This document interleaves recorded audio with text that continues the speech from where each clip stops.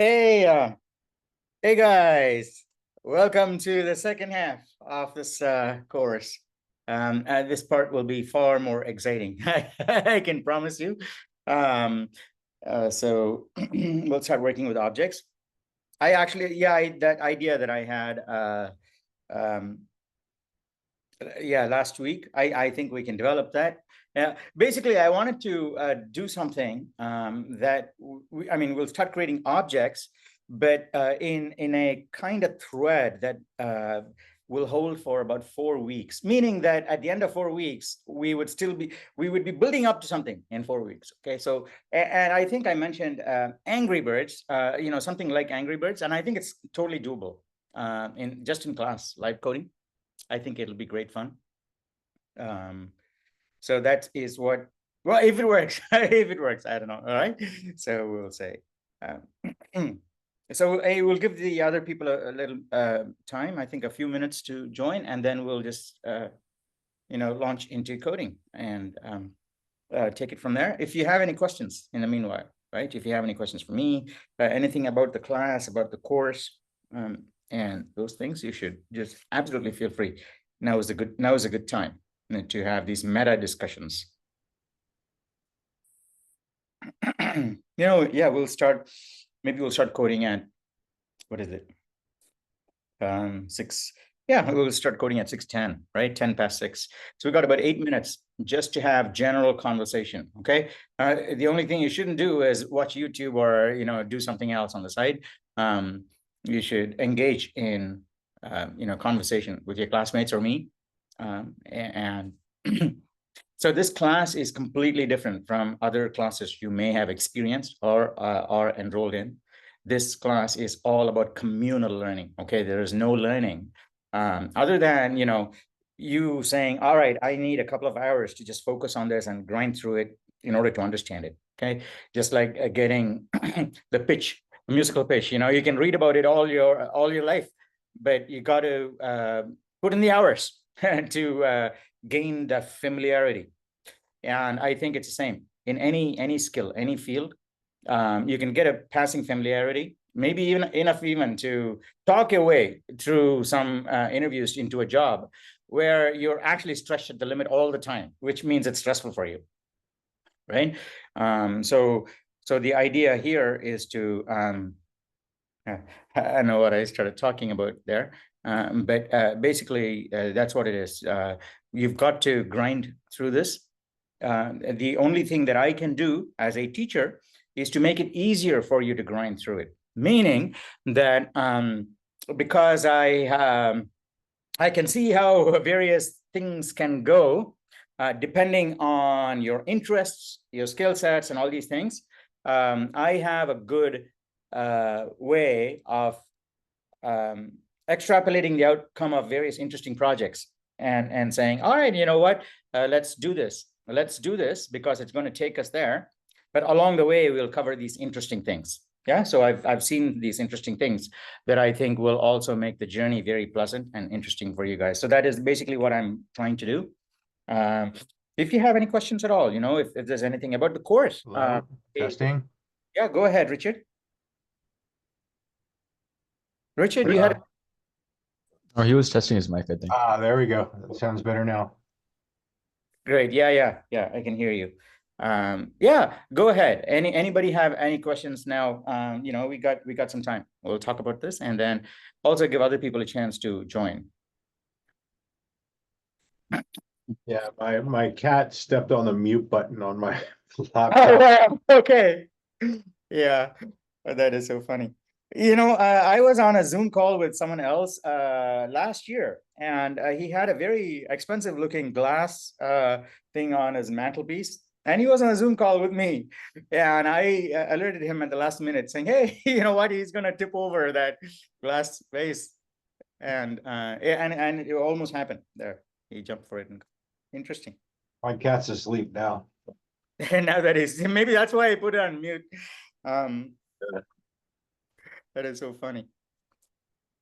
Hey, Zara, Francis, Jin, you should also feel free to switch on your cameras. I don't know where Josh is, but certainly he is absolutely available by email. Okay. Great, Isaac. Yeah, welcome to class. We're going to start in, I don't know, 3 minutes now. What I said 6:10. We got 4 minutes. Okay, we got 4 minutes. I just have a, maybe it's you guys are not talking because I'm around. What I'll do is I I'll have just, a question, sir. yeah, go ahead, Leo. Does everybody have a chance to retake the midterm exam, or only those people who got below half of the total score can retake? No, I think anybody who wants to take the midterm again, but it'll be a different midterm, meaning different questions and all. But it'll be in week 11, which means you'll have more practice and feel more confident of the midterm level topics. Yeah. So But anybody how to? arrange with me in not now, week Oh, 11. okay. Yeah, week 11. Okay. Thank you. I did better on the, Even the final. midterm than I If did someone on the did really, syllabus. really badly. Oh, I'm sorry. Go ahead. I say I did better on the midterm than I did on the syllabus quiz. That's pretty embarrassing. No, it's just getting used to the format is half the thing. And so that's why the syllabus quiz, it doesn't count a great deal for towards your absolute grade. It's just to give you a feel for the format. So but I was saying, even the final, anyone who does a horrible job in the final, you can just email me because I don't finalize the scores until about a couple of Thursday. Yeah, until about Saturday. So there's a couple of days, and if you wanted to retake another final, I'm more than happy to arrange that if you did really, really badly. So the idea is that you're cutting code or running code in your head, all of these things should be done under no stress. Because stress is because the teacher has no control over the stress that you guys feel. It affects different people in different ways, and then it's uneven. And some people who are naturally stressed out will do very badly and so on. So let's just make sure that you approach the final also with the same mindset of a game. I'm just going to go and see. I toiled all quarter through all these quests and came up with these interesting ways that I can test my own code. Now I'm going to run these in my head. So that is a great opportunity for you. You should go ahead and do that. Okay. And we got 2 more minutes, and Peter is here. I don't know why he's come here this late. Okay. He's just a squirrel, neighborhood squirrel, wild squirrel. He comes by for a cookie or something. Hit it. All right. Is that your pet squirrel? Well, it's not my pet squirrel. He's actually a wild squirrel. And no, outside, go out. Yeah, because just in case. All right. My apartment has like 20 squirrels running all over it. Yeah. But he just gets a cookie sometimes and comes by earlier in the day, but yeah, he just came by. That's so cute. Yeah, he's really cute. That's why I just keep spoiling him when he comes here. All right, anyway, we should waste any more class time on him. So what time is it? It's 6:09. We got another minute. Okay. So if you have any questions about the class or the final or the midterm or the topics we've covered or the pace of the class, this would be a great time, right? And then after that, we can start coding. And the idea I had today was we're going to create our first class, basically a template from which we're going to stamp out these objects. And then I'm thinking we'll do a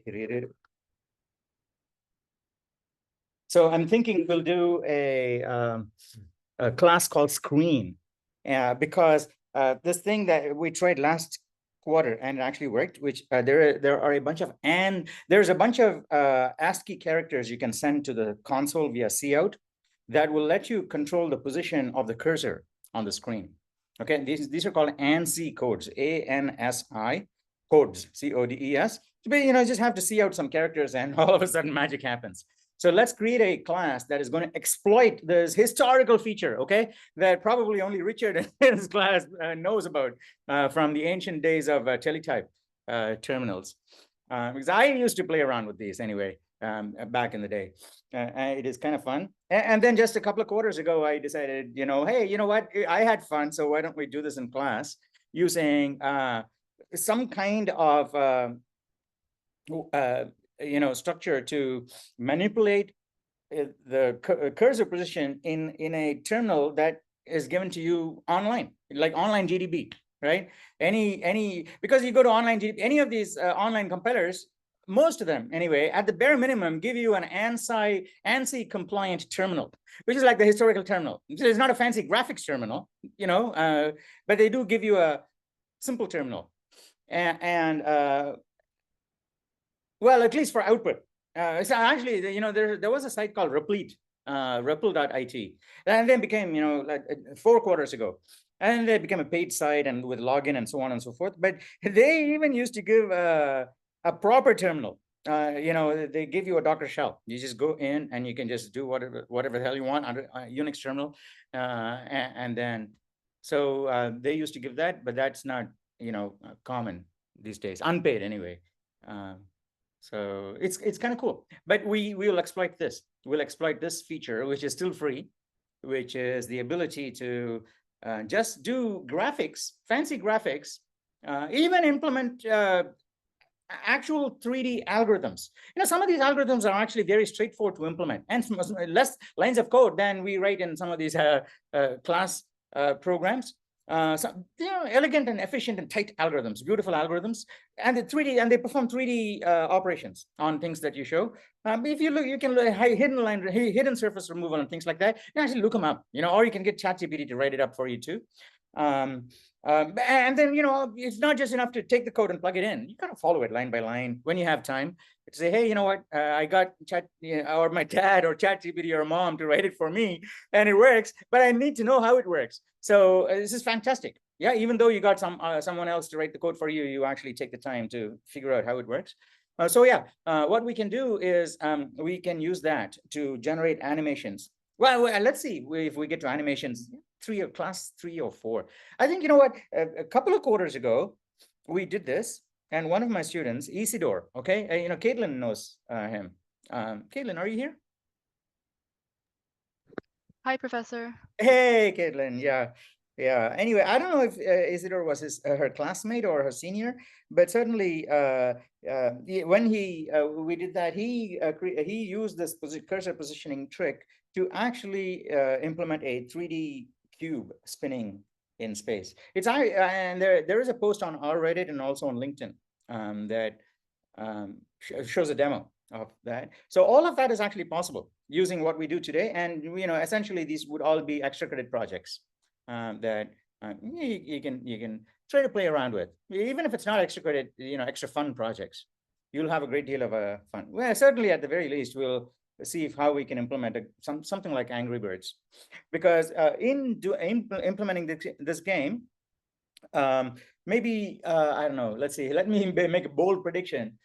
3 lectures from now, okay, maybe 3 lectures from now, we'll actually be implementing the logic of the game and the animation also. By which I mean that the player will have to input a horizontal velocity in terms of pixels per second or whatever it is, right? And a vertical velocity. That's all. Okay. And that's the only 2 numbers they can input. And then after that, you're going to simulate the boulder or whatever it is that's thrown from this side, using what you are probably learning or have learned in physics. Yeah. So we will assume no air resistance. So basically, the horizontal distance covered by the pixel is going to be the horizontal velocity times the time. Yeah, and the vertical velocity, you're going to do it, you're going to do a parabola, because you're going to assume that the gravitational acceleration is going to retard the speed. Yeah, so you're going to do essentially what you did in physics, but those 2 equations have, it's a half ut squared, plus the initial velocity. Yeah, initial velocity too. So it's going to be ut, which is the linear component, plus the parabolic component. So I think it'll be ut, the initial v0t plus minus gt squared, something like that. Yeah, half gt squared. I think it's half gt squared, because I think if you integrate something t squared by 2, well, we figured it out. I actually forgot the formula. Okay, someone has to look it up. But I think it's half gt squared. But we'll work it out. It doesn't matter. I think whatever we use, it'll still be a quadratic. That is the important thing, okay? What we want in our animation is it does not need for G to be 9.8 meters per second squared, or your equation to be, half GT squared versus GT squared or 10 GT squared, doesn't matter. But the idea is that in this fictional universe and the fictional game that we're going to build, right, we have some kind of deceleration or, a retardation or gravitational acceleration. Maybe it's 1G, 2G, 0.5G, 10G, whatever it is, but it's going to behave like G, meaning that you're going to have that parabola, that T squared on the, right? So I think that will be fun to implement. And I'll also talk through some of the logic if you guys are confused at that point. Maybe it will also help you, if you're doing physics, I don't know. I don't know if I don't know if they teach this in physics, which class. I haven't talked to David Marasco in a long time. So you guys can find out. But if this helps you in physics, you should, feel free to ask. Because computer science, math, and physics, they're closely tied. You get good in one, you'll actually get good in the other too. That's what I mean, even physics. Because if you're good in the lab science like physics, and physics basically sharpens your critical thinking ability, saying, well, you know what, all of this I'm going to ignore because that is subjective. It's based on social values, on all that shit, right? Physics basically lets you focus on what you actually see as objective truth and drive right to the solution. And it's not something that just comes naturally, because growing up, most people just follow the easy path. And so you got to consciously train. And one of these sciences, any of the arts really, but one of the sciences really helps you. But I always say that even cheaper than sciences in getting that critical thinking mindset is math or logic or computer science. You pure computer science. Applied computer science means you're still talking about dollars here. Okay, if you're doing applied computer science, you got to pay for, I don't know, you got to pay for data. Yeah, but if you do theoretical or pure computer science or math and things like that, you can basically just sort out the positive and negative examples on your own, because you have a sense for where you're going. And that is an amazing way to just basically just keep driving in the right direction without actually doing anything or talking to any other human, essentially, right? So it is absolutely fantastic. And that's why, I highly encourage programming, even when AI is going to do it for you. It is actually super duper fun to get the code and then look at it. Okay, so that's what we're going to do today. Well, enough of a spiel and marketing promotion for what we're going to do in the next 3 weeks. 3 weeks? No, 2 weeks anyway. 2 weeks, yeah, okay. So here's what we're going to do. Today we're just going to implement a screen class and then make objects of this class and attach methods to this object, right? Saying, well, give me a screen. Now clear the screen. Now say something at this location on the screen, etc. Okay, so we'll try and do some fun stuff like that at this location, right? So X, Y, and then we'll figure out, because I've actually forgotten, unless Caitlin actually remembers. We'll look it up, right, on Google or something like that. We'll say, we can actually just go to Bing and ask the Copilot thing and say, what are the ANSI codes to move a screen? It'll actually tell us. Right, so we'll do all of that today. I think it's going to be fun. Okay, so I'm actually super excited about this. So thank you for whoever, all of you, many of you are going to code obviously throughout the next 4 lectures, but whoever does it, thank you in advance for, it's going to be fun, but at the same time, I'm also curious to see how it will turn out. Okay, and you'd be able to share it. Okay, you'd be able to play it and share it, just like this anagram game. I hope it was fun. It was actually fun for me to play in class. So this should hopefully be like that too. Who wants to code? Who wants to code? Zara, you want to code? All right, fantastic. All right, take the screen. And then, yeah, share. By the way, is this private or not? No, Command Shift N. Hit Command Shift N. This is Chrome, isn't it? Hit Command Shift N or Control Shift N or Command Shift N. I don't know. Is it a Mac or a PC? It's Mac. So hit Command Shift N. Command Shift N. N? N for new. Yeah, Command Shift N. It doesn't work. It doesn't work? Mm-mm. Oh, dismiss this, the zeitgeist thing, autocomplete these things, hit escape, hit escape, hit escape. Now go to your, file menu. I think you should have an option there that says open incognito window. File menu. Yeah, up, yeah, file menu. Yeah. Oh, how come? Yeah, new incognito window. Why is it not letting you open a new Oh, it is. I thought it was grayed out, but it actually seems to work. Yeah, all right, all of you, okay, not just Zara. Anytime you share your screen, please do open only incognito. Because I think, some of you who may, if you email me saying, well, I don't like the way I look in that video, can you just take it offline? I'll just take it offline, not a problem at all. The only thing is all of these, all the other students still will have access through Zoom. I'll just not post it on YouTube. I'm only posting on YouTube as an added convenience because on your mobile device or when you're out there, it's harder to see the Canvas videos, right? And so I say, put it there. But I'll just not put it there. It'll be on Zoom. So you should let me know. Let me know anytime anyone doesn't want those videos there. I'll just take it offline. I don't have a problem with that.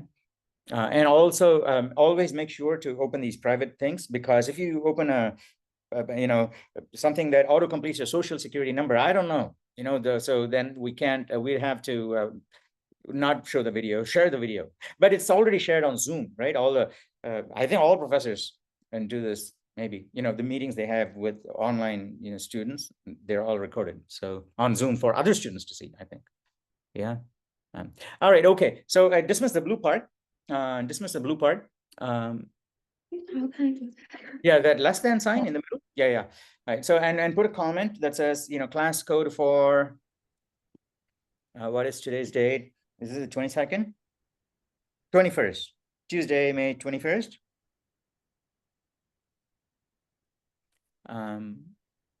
Yeah, 21 May. Yeah, all right. We are going to on the next line, you can say on the next line, we're going to define a type of our own, a data type of our own, right? Say a data type of our own,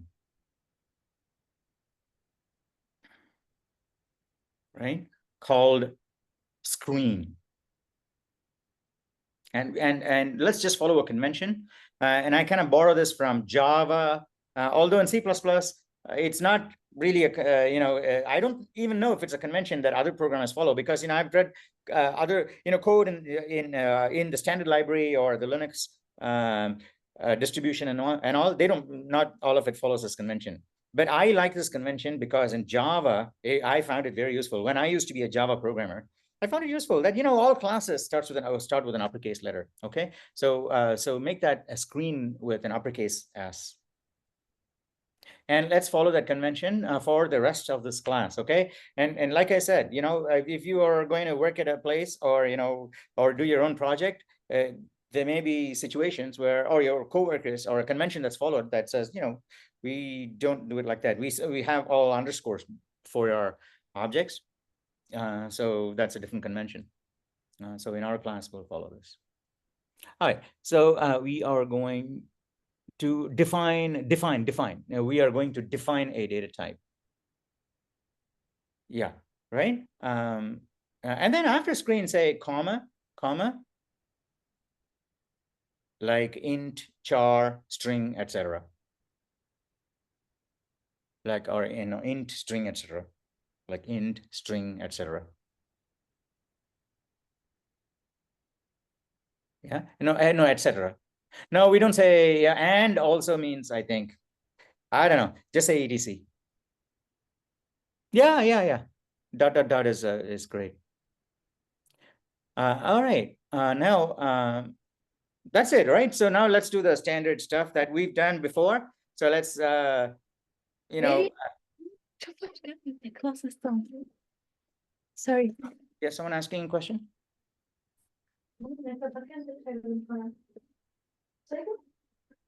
Zara, Yes.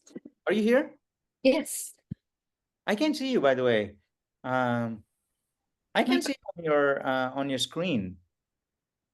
Can anyone see Zara? For me, the screen is frozen. You know, I just see a green stripe on the lower right, but the video is kind of frozen. And now I can't hear you. I see the screen. You can see Zara? Oh, Yes. I see her, what she's typing out, or what she has typed out. Yeah. No, but I mean, in the view window, right? In what her camera shows. No, it's freezing. It is freezing, isn't it? Okay. So I just wanted to Yeah. make sure that we're all on the same page. All right, Zara, I want to, yeah, you got to have more, you know, typing feedback or verbal feedback to make sure that we're, you know, rolling in at the same pace, because I can't have visual feedback here. All right, so go ahead and complete, you know, the standard stuff that we do with just a main, empty main, return 0, and so on. You know, hash include IO stream.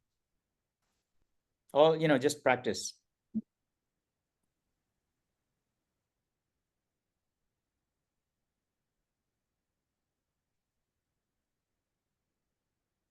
Fantastic. All right. Okay. So now here's what we're going to do. Let's go to line 5 and hit enter. One more. Yeah. Okay. Now we will actually start by defining this class. And this class is going to be called screen, and different languages do it in different ways. In C++, this is how we do it. And you got to do it 4 or 5 times for different classes, maybe your own classes or whatever it is, you know, or look in the textbook or, you know, Google around. You'll find so many tutorials and stuff, but you got to say, well, you know what, that's how we do it. Does it in YouTube, in that YouTube video. I'm going to do it in online GDB, right? Without looking at the video. You got to do it like 4 or 5 times before you get the hang of defining a class this way.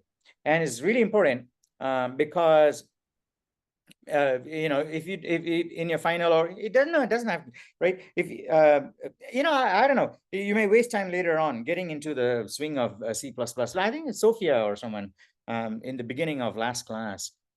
You were in a very different language mode, right? And then it took, after you snapped into C++, everything was just fluid. Yeah, basically. Java, was it? I don't know. No, it's Python. Oh yeah, something like that. So you got, yeah, so you got to, especially if you're not used to C++, just get this into your system, everybody. So this is the, all right, class screen, yeah, so, and then space curly brace. Now I know, after seeing saying all this, you may see I might actually forget in some. Well, let's not worry about this now. All right, so go to the beginning of line 7 and say private beginning of line, yeah, and then a colon. Now, you know, and then line up private with the word class. And this is the convention we're going to follow for the rest of the class too. Yeah. All right. So, and then a couple of lines down, say public also, we'll have that too. We'll have that section too. And line up public with private and say colon after that too. Now, here are the things that we want. So, yeah. Okay. Now, we actually needed one more class too. All right, so we'll do one more class in maybe next class. But all right, okay. So private, and in our private, there we will say size t. Top left, comma, top right, comma. What? Oh, I Sorry, see space, top underscore left. I have a question. Oh, yeah. Go ahead, Isaac. I was wondering about the indentation of the private and public. Should they be on the same column as the class or further into Yeah. So I'm putting it on the same column as the word class. Lots of programmers do it this way. Okay. Because if you indent that, then the stuff under that will have to be indented one more. Otherwise, it doesn't look good. Then you have 2 indents under all of your variables. So to save that, this looks cleaner, I think, you know, but you know, you'll encounter different kinds of code. Yeah, good question. All right, so size t, what do you say? Yeah, top underscore left, top underscore right. Then width, comma, height.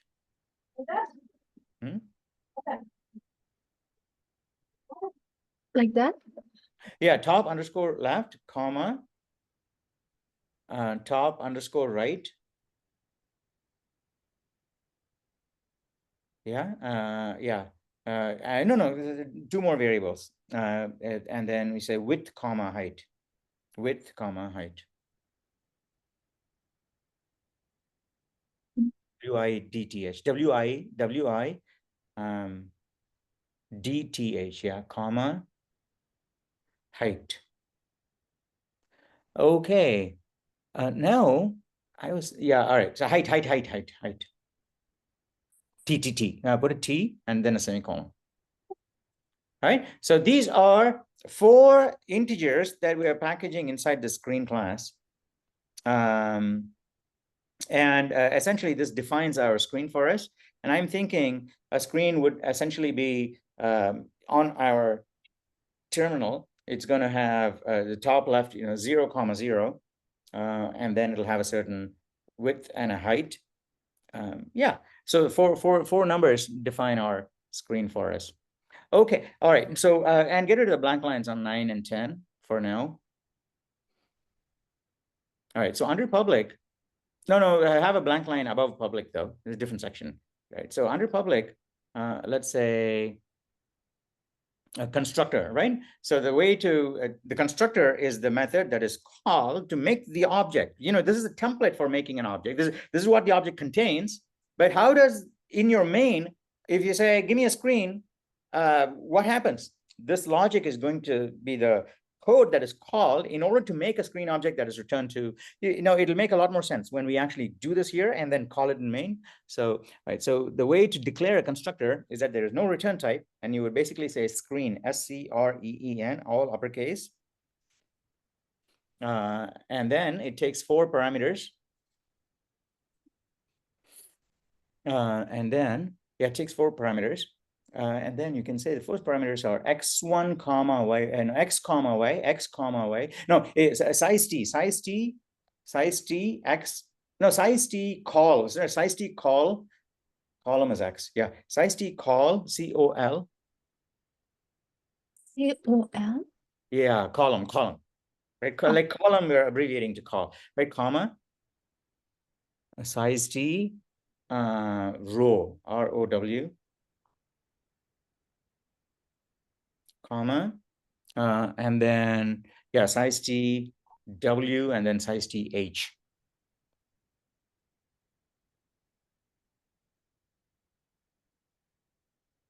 Yeah, okay. Now go to the end and put we'll just define. All right, put a curly brace, and I'll show you later on. I'll show you, yeah, and then hit enter. It should autocomplete, give you the closing curly brace. Oh, great, okay. All right, now later on, I will show you different ways. This is about 3 or 4 different ways of stating what we're stating here.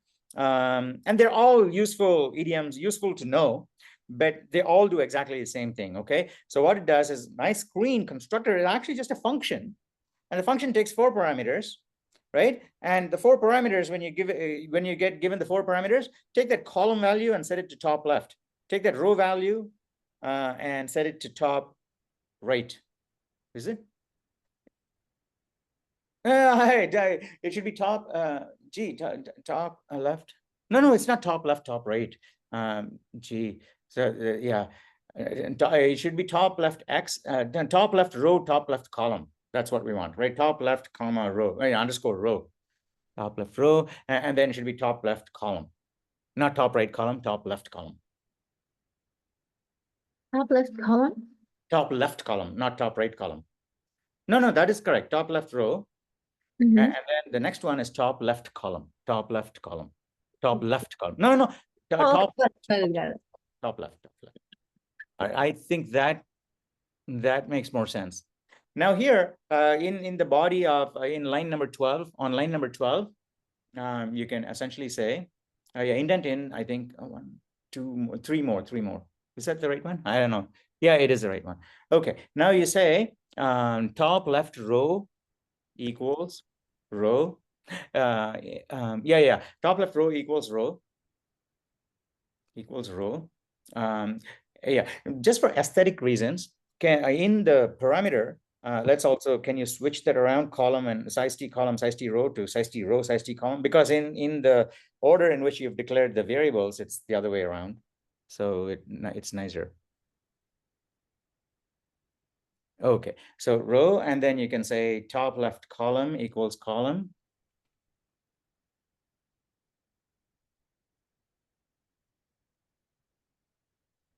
Yeah, and then you can say, what is it? Width equals W, height equals H.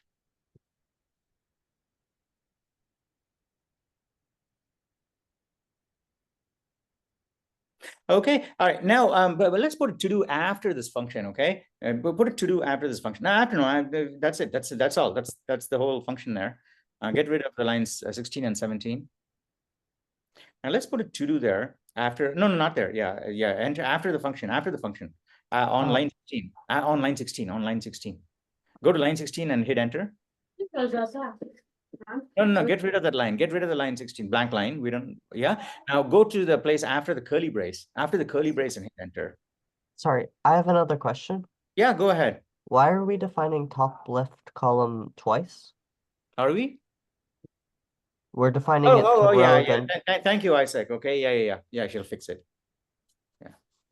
Oh, okay. Yeah. Thanks. I'm glad that, I always say that professors are the happiest when people actually point out errors in the stuff they're teaching, because we know for sure that, some people are paying attention. So thank you, Isaac. Okay.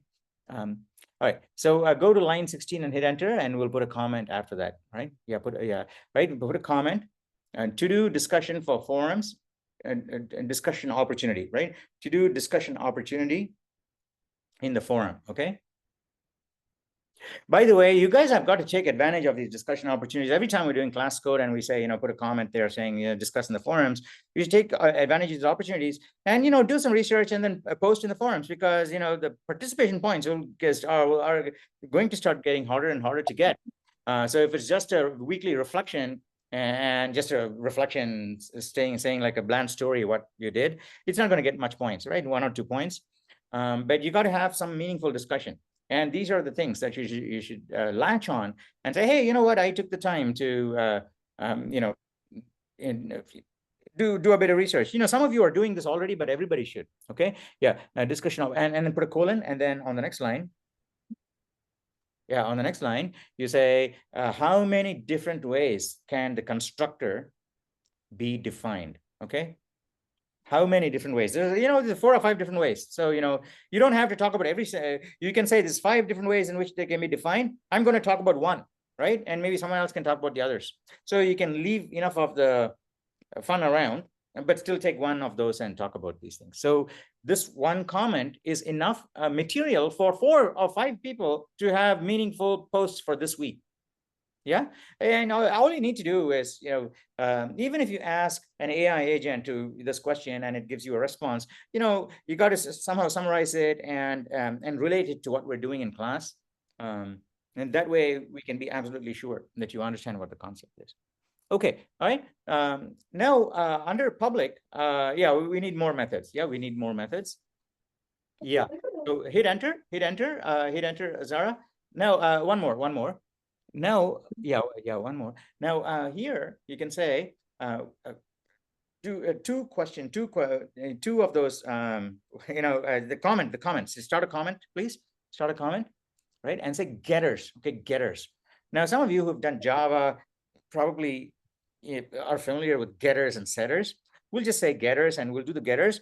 However, you'll find that getters are not absolutely necessary for all of these classes. Many of the classes you'll use, maybe many of the sophisticated classes you use later on for complex algorithms and so on, they don't have getters and setters. They're not coded like this. Oh, just because it's class, it has to be getters and setters. In this case, we're just doing it just to get your feet wet. But you have to remember that even if the book says so or some source says so, they're not essential, mandatory for the class. Because each one is a tool. We just need to use the bare minimum of the tools to get the job done in an efficient way. All right. So here you're going to say size t space, get. In fact, what we'll do is do it nicely. Okay. We'll do it in a certain non-trivial way, which will also give you an opportunity to exercise some other skills, right? So here's what we can do, right? Size T, get top left. No. In fact, you say avoid. Get rid of the size T. We haven't decided what the return type is going to be yet, right? So you're going to say void get void get top left. Get top left, right? One word. No, underscore. Get top left. No, get top left is one word. Underscore after get. Underscore after get also. Get underscore top underscore left. Yeah. All right. Now we're going to pass two size T integers by reference. Okay. So you're going to say open parentheses, size T space ampersand, right? Row, comma, size T space ampersand column. Okay. Now, yeah. All right. Now, and then, ampersand column, right? And then curly brace. Okay. Yeah. Right here, you're going to put a comment saying to do, right? It's just 2 lines and you guys should do it. I'm going to leave this in your hands. Okay. To do in class, right? So to do in class, meaning that you got to do it now, not like the other two, which is like, you're going to do it and talk about in the forums. This is in class. So you're going to be doing it now. Okay. To do in class.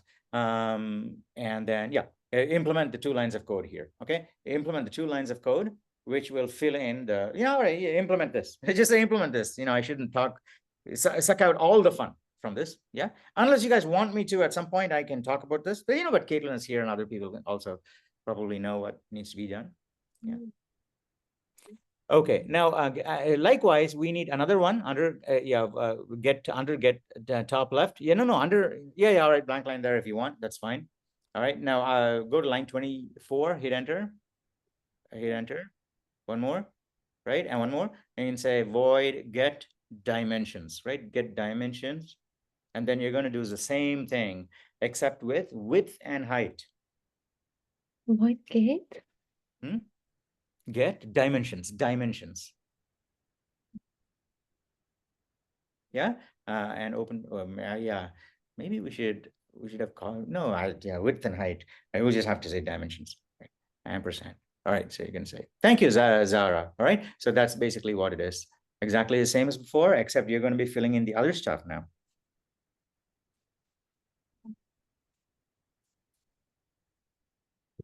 Are we doing on time? We're good on time. Okay. All right. Now, again, you can copy the to do. You guys are going to do it in class. Yeah, curly brace, and then put the to do, just like the previous one. Would this be by reference to? Yeah. Hey, Richard, thank you. Yeah.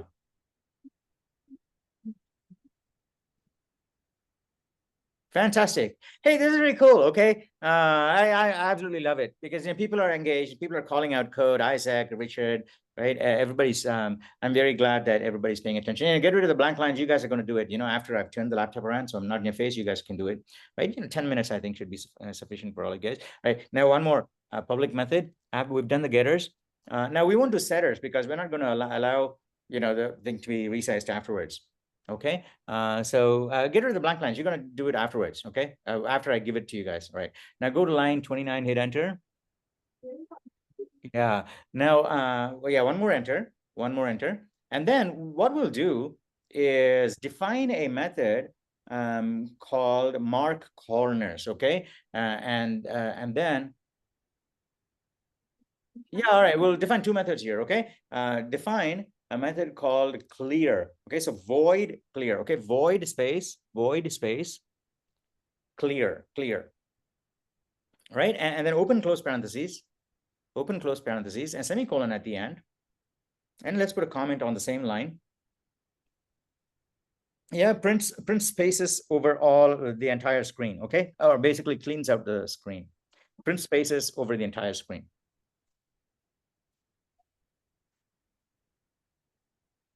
Okay, and I'll help you with these things so you don't have to worry. Okay, now, so next one more.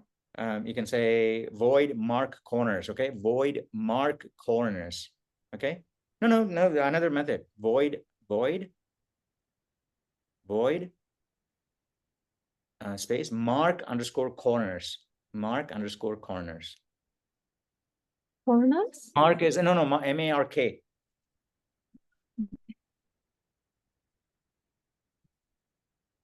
I know it's Yu Yang here. Okay, all right. Mark corners. All right, open parentheses. Open close parentheses, semicolon, and then we'll put a comment on that too, right? Put a semicolon. Yeah, put a semicolon. No, put a semicolon. We're not going to define the bot. Yeah, we'll do it later. Outside, out of line. Okay, right. Then here you can say put plus signs on the four corners. Okay, put plus signs on the four corners, so we can actually see. Right, we got the screen. We've cleared it. Now put plus sign, so we know that's the extent of our screen. Now we can do stuff inside of the screen. Right, mark corners. Okay, put plus signs. Put plus signs. Put plus signs. Put no. I say put space plus plus signs in the four corners. Signs in the four corners. And the four? Corners, yeah, four corners. corners. Yeah. All right, our corners. Now what we want to do is all right, so let's do a simple method, a nice a simple method. Say a void. Oh, you got an extra space there. Oh, gee, why is it? That's funny. Oh, you only got 3, so it's not 4. Oh, that's so funny. Actually, cut and paste everything from line 11, cut and then paste again. Maybe you'll re-indent it, okay? Because it's supposed to be 4. Yeah, it is. Yeah, it's supposed to be 4. Anyway, don't worry about it now. It should be 4. It's because it's yeah. All right. It'll be easier that way. Mark corners. All right. Now this one. What was the other thing I had in mind? Yeah. Void say at. Okay. Say underscore at 80. Yeah. Open parentheses. You're gonna say size T row comma size T call.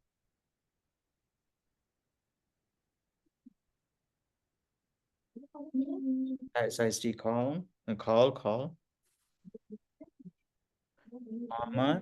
string s string. Okay, now the comment on this line is going to be print the string as at the given location. Do we have an ampersand there too? No, here we don't need an ampersand because we're just passing a string. We're not going to modify the string or anything. We could potentially have an ampersand if it's a large object. Okay, so what Richard is saying is that you're passing an object, and so the object is not going to be modified by the other side. Why do we need to copy the object? Because if you don't put an ampersand, it's going to copy the whole object. So why waste time in doing the unnecessary copy? So if you put an ampersand there, it just says, here's the original, right? Just read it, don't modify it. We can totally put an ampersand there too, but we're not doing it right now. We actually, it may be a good idea to consider putting an ampersand there. Yeah, and also make it const, right? Const string s. I'm giving you something by reference, and you can't change it. So yeah, if you put an ampersand, you got to put const in front of the string so that you can, because you don't trust the person who may call this method. But it's a good point. All right. Yeah. Again, these are things that you can talk about in the forums rather than in class or in email or even in Discord with other students. So if you have these good ideas or interesting observations, these are actually fantastic building blocks of Reddit posts. So you should totally take these opportunities to talk about these things. Hey, we did it in class, but we didn't do it, pass it by reference. But if we pass by reference, here are the advantages. Right? But the disadvantage is that you have to put one more word like const, and so on and so forth, right? So you can talk about these things. Fantastic. All right, okay, so say at, I think is this enough? I think this is enough for now. Okay, we can come back to this later, right? Now, all right, now here's what we're gonna get rid of line 34. Get rid of line 34. Yeah. All right, now go to line 34, end of line 34 and hit enter. Enter, one more. Right, now start a comment here that says, right, the last three methods will be implemented out of line here. Out of line means it is not defined inside of the class def itself. Like, so you may find that some languages like Java, all of the class methods have to be inside of the class body, which means, you automatically inject one more indentation level. Whether you like it or not, you got to adjust to, all right, 4 more spaces in your brain. Indentation, I don't know, right? If it's just me or many other programmers I've talked to also, right? Indentation is actually, I don't know. I think the best way to explain this is if you've played video games of a certain kind, you have what is called an encumbrance. Okay, there's only a certain number of things you can carry with you, but then you find something really good, but you got to let go of something in order to take it on. No, you don't have an infinite capacity, right? It's an encumbrance. So I think the best way to describe it to a real programmer is that indentation is an encumbrance, because an indentation tells us that subconsciously it sends a message saying we're not done. Okay, we're actually one step away from being done, so you can't sleep yet, right? You can't be yourself, right? So you got to take care of other things. And so that is why I think subconsciously, I at least try to avoid indentation as much as possible. That doesn't mean, reduce the number of spaces per thing, but extra indentation really means that your code is more to the right, meaning that you got to set apart some brain portion, like a stack, that says, all right, I'm not quite done. I'm going to reserve this portion of the brain. Now I'm going to talk about this because I could come back and there's other stuff. But even though there may not be other stuff, it's just, empty indentation.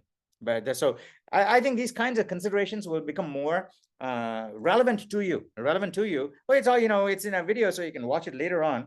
But once you've been coding for a while, I think these kinds of considerations will become more to the, come more to your forefront, because a lot of stuff that we're talking about today will now go to the background, because, a lot of these things now are a class, semicolon, all these things, right? In C++ syntax and passing by reference, all occupy front and center right now, because many people are encountering it for the first time. But, after you've been programming for a year or a couple of years, this will go to the background because it's just done automatically.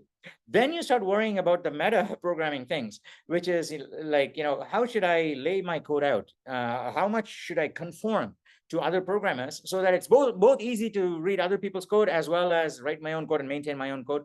All of these things you'll come to appreciate, because I say appreciate because many of the conclusions that you will come to independently are the same conclusions that other people have come to, many decades ago. Also, other programmers, because they all, after a while, everybody feels the same things, right? And say, all right, I'm going to compensate for that.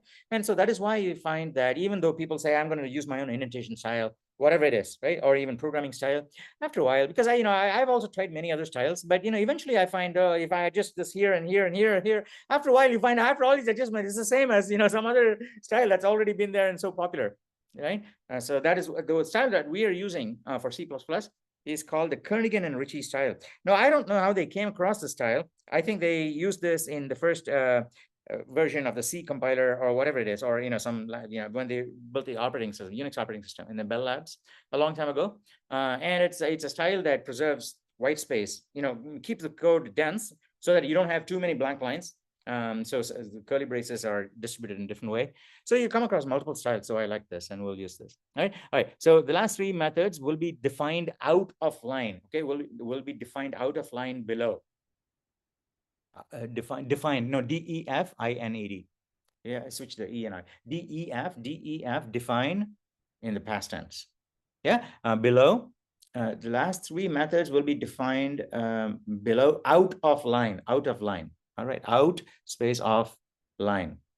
All right, and then you can, on the next line, you can say, what is this? Discuss, right, in the forums.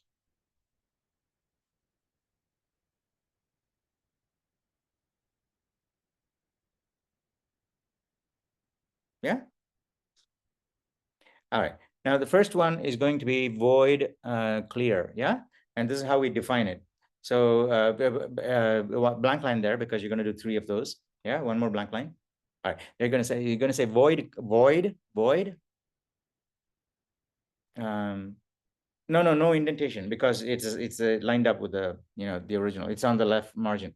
Yeah, void space. Now it is out of line. So how does the compiler know that this is a method that belongs to the screen class? It is being defined out of line. It's not inside of the screen package like we do in Java, right? So that we do that. No. So you say void space, and then what is the name of this class? Screen. Screen. So it's type screen.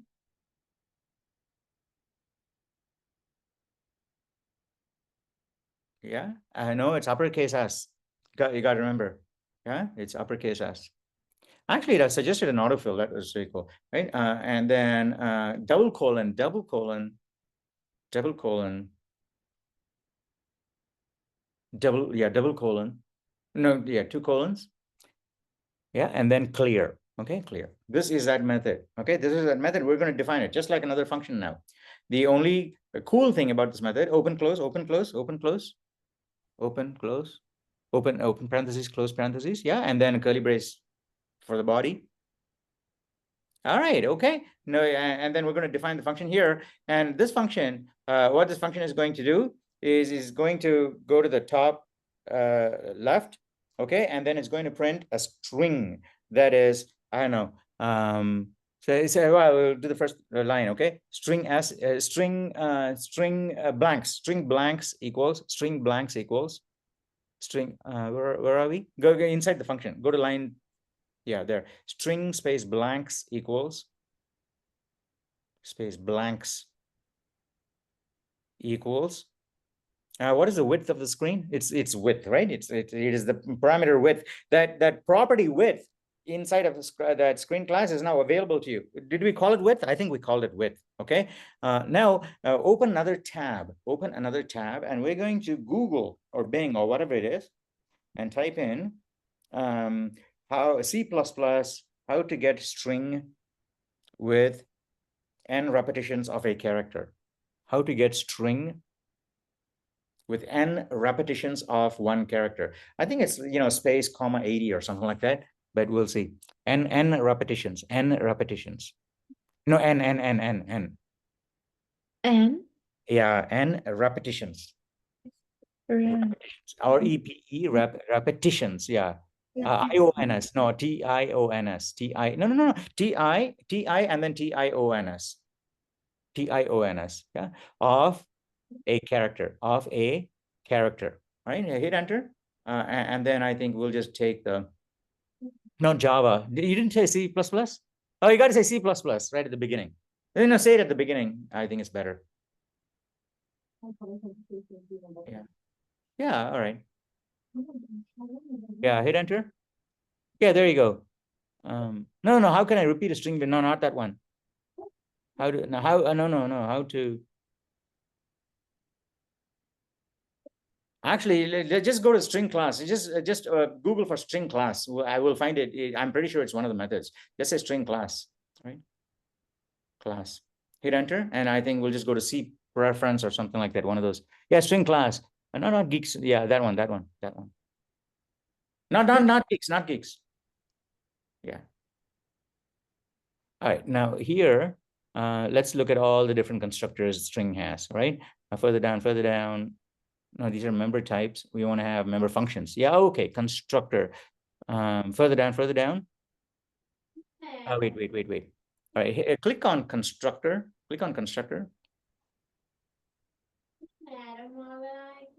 All right, these are all the different constructors, okay? Different ways in which we can make strings. Size T and char C. All right, what is that? What is that last one from the end? Size T and char C. Okay, what does it do? We want to find out what that does, right? Scroll down, maybe from C string. No, further down. Yeah, initializer. Copies each of the characters in. Is that what it is? Is that the last one? Is that number 8? It's the documentation is so horrible, isn't it? Can we find? Can someone confirm that number 8 is that thing? What we had? Size T and char C. How do we know? Where is documentation for that method? Size T. I think it might be a fill constructor. If you highlight it, it says number 6 next to it. It says number 6. I don't know. I'm not sure either. Yeah, that's what it is. Fill constructor. That's what it is. It is number 6. How did you know, Brandon, that it was number 6? Oh, it's Jin. No, if you highlight the Jin. numbers, if you highlight the number, it says 6, and then if you go down, it says 6. Fill Oh, constructor. it does say. I can't even see the number. Yeah, now I see. The Yeah, number. you have to highlight it. I did. I can see the number, but I couldn't see the number before. Yeah, thank you, Jin. Yeah, okay. Number 6. That's what we want. So copies. The copies of first n character. No, where is it? Number 6. Yeah, okay. Fills the string with n copies of character C. Okay, so we want with copies of the character blank. Okay, so now let's go back to our code. Let's go back to our code. Yeah, blanks equals string. No. This is the way. See, here's how we use it. Okay, after blanks, put a parentheses. After blanks, put the parentheses. Yeah, parentheses, and then you say what is width, comma,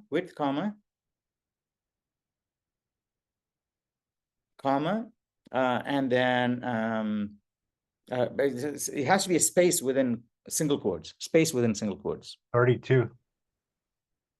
Yeah, but yes, 32 is also correct because it's the ASCII value. But let's use a space within single quotes because it's kind of self-documented.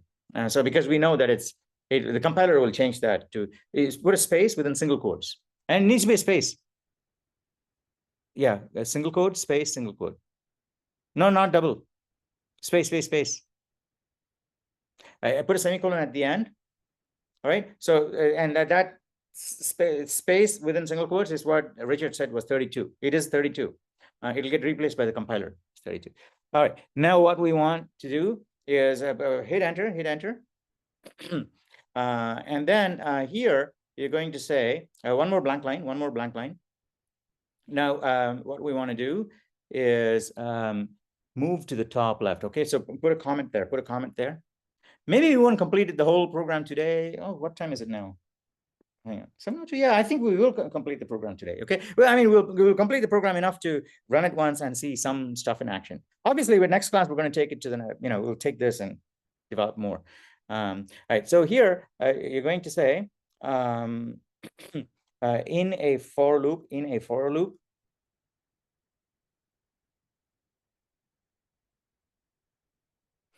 print the string blanks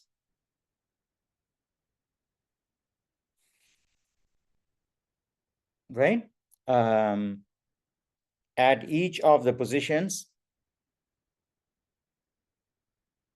from top left and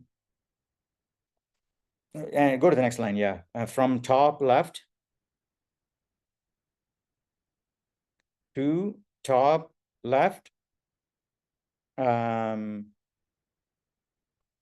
minus, the best way to say it is top left minus height rows, meaning that if the top left was 0, 0, you're going to print a blank line there, and then go to row number 1, print a blank line, row number 2, blank line. So if you have height rows, you're going to print 0, 1, 2, 3, all the way up to h minus 1, right? Height minus 1. So you want to print height. How do you say that? Someone else maybe can try and phrase this better. This is what we want to do. Okay, so think about how you would put the best comment here. Get rid of the comment that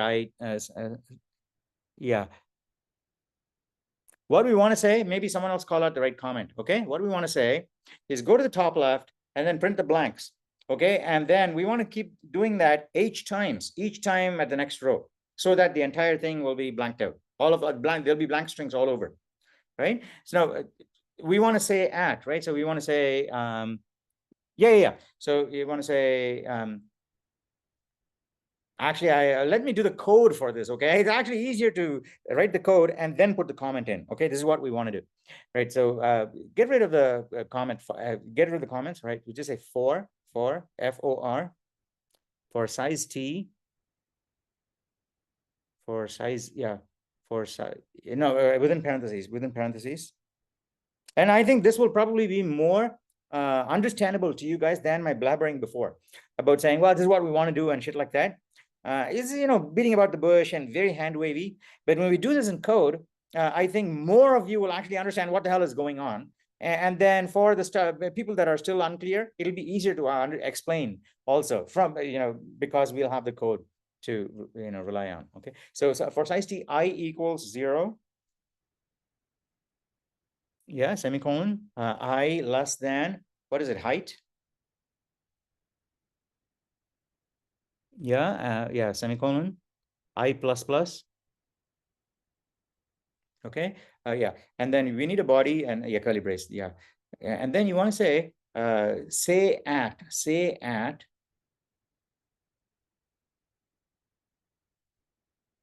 underscore at.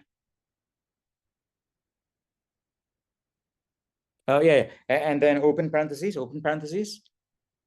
And then you're going to say the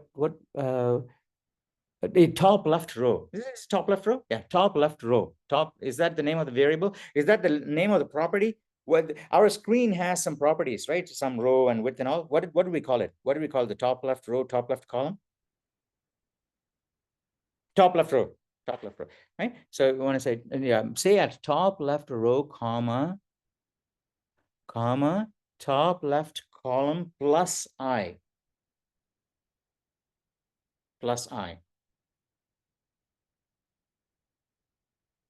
Comma, blanks. Actually, that's all, isn't it? We don't even need curly braces. One sec, okay? And semicolon at the end. Yeah, okay. It turns out, get rid of the semicolon, the curly braces and all. That's all it is, okay? It is actually turns out to be much simpler. Well, obviously we haven't done say at yet, which is, fun and super simple to do on its own. Now get rid of the curly braces. We don't need the curly braces. No, not the whole thing, just the curly braces.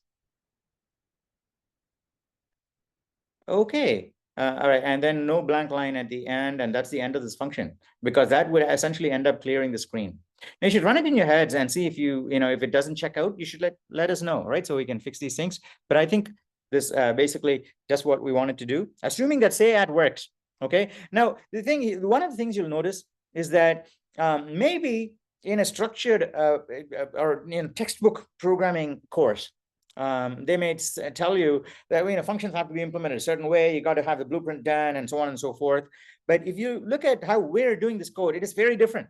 Okay, it is very beginner friendly. We haven't charted out the whole thing. We haven't got everything done and checked out first and so on. When you go to actual production and so on, you can't afford to put the money in, right? Because you're actually talking about programmer time and so on and so forth. If they go on and implement things and it doesn't work, in our class we can break things, and we have the luxury of doing this.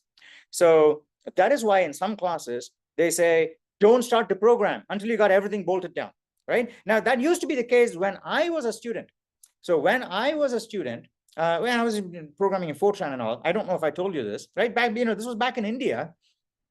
There was one computer center, and it had and everybody had to use it. So we'd all get slots, and then we go and punch the cards in, and then we have to wait up for our turn and give it to the operator, and the next day we get our output. So we can't afford to do what we're doing now. Say, hey, we want to write some code and run it and see what the result is. And so we're actually using that because I felt that when I was learning, I don't know, it might have been easier. It's debatable because I didn't have the luxury of running it like this. I was forced to run all of this code in my head because, I say, oh, what, all right, let me make sure I got this right, because otherwise I don't want to wait one more day, I do incorrect run, because, 24 hours, we had to wait 24 hours to know what the hell went wrong, right? So we got better at running the code. But I thought that later on, maybe it's actually better this way, because it gets rid of a lot of this grunt work, because you don't have to wait that long to find out some stupid mistake, right? Actually, at the end of the day, I find when I say it's a stupid mistake, really, it's not the mistake that's stupid. It was right? I was stupid because it was so simple that I overlooked it. And so a stupid mistake makes us angry, because we don't get angry at inanimate objects. I don't get angry at squirrel. If Peter comes and bites me, maybe he was trying to, right? So I don't get angry at things that just happen. right? But when I get angry, it's usually if I sit back, I say, well, I was actually angry because I was angry at myself. Because why would I be bothered by something so trivial, right? And because I was bothered, I get angry. And so that is exactly the same way with this too. I think I don't know how I always got digressed and started talking about that, but that's basically all there is to it, right? This is all that function is going to do, and SayAd is going to be really, really simple to implement, by the way, right? All we're going to do is just Google for or maybe Bing, okay, this time. How do I is it one more function? Oh, we have mark corners. We'll do SayAd and then do mark corners, okay? Right. So let's do SayAd. And so go to go to line 45, open a blank line. One more, right? And now we want to Google, right? Go to the other tab that you had. And then we want to do go to bing.com, okay? Because I think they have Copilot integrated now. So you actually get an answer, a digested answer, I think. Right? All right, now here type how do I position the cursor in a VT100 terminal? I think that should do it, okay? Yeah, how do I position the cursor in a VT? How do I position a cursor? H, I think. Position a cursor. Position. Try and Control H. I'll move the cursor, I think. Yeah. Okay. I think that is correct, Richard. Let's just make sure. And in this process, everybody will know what to Google for, right? Position my cursor. Position my cursor. No, not a my, right? Position my cursor. My. No, get rid of the a. Get rid of the a. Yeah, my cursor. My space. Cursor. CURSOR. In a terminal. Yeah, all right. I think you'll get some codes here that's very similar to what Richard, hit enter, what Richard said. No, not that one. Unfortunately, that's not, and I actually took you to a web page. I didn't give you the answers. All right, just Google for ANSI escape codes, okay? ANSI escape codes. Just type ANSI escape codes, ANSI, triple click. Delete, ANSI, escape codes. No, escape, yeah, all right. Oh, yeah. List, yeah, click the first one, list. Okay, what is that? List, yeah, we want a full list. We want the full list. Further down, maybe we'll see the list. Hey, Caitlin maybe knows. Oh, yeah, here it is. Yeah, get rid of that, cookie thing, click that, That doesn't matter. Oh, no, click accept all, because otherwise it'll ask you to choose. All right, good. All right, further down. No, not colors. I think it's up. Somewhere in here, it should say escape H, escape square bracket. Not font effects. Further up, cursor positioning. We want cursor positioning. Is there any further down? Maybe further down. More. I think it's after cursor colors. Further down. No, further down. No, further down. After colors. Cursor positioning. No, nothing on cursor positioning. That is so funny. Well, we're going to wing it from my memory, okay? Well, let's wing it from my memory. I don't know if it's going to work. Let's just go to the code.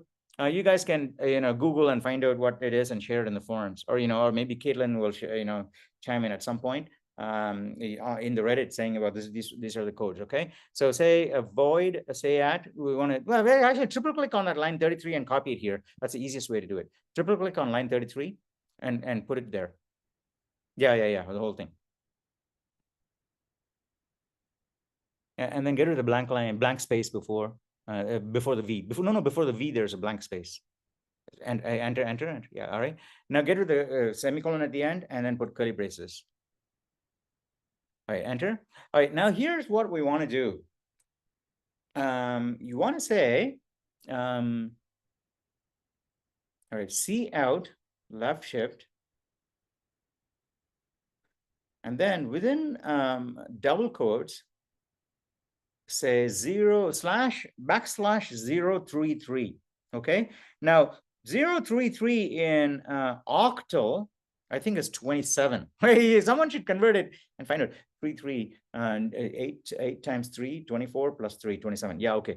Right. So 0.33. And then open square bracket, and then outside of the double quotes, outside of the double quotes, left shift. Oh yeah, thank you, Josh. All right, Josh, you're back. All right, great. Row. All right, thank you. Yeah, what Josh has got? Say row.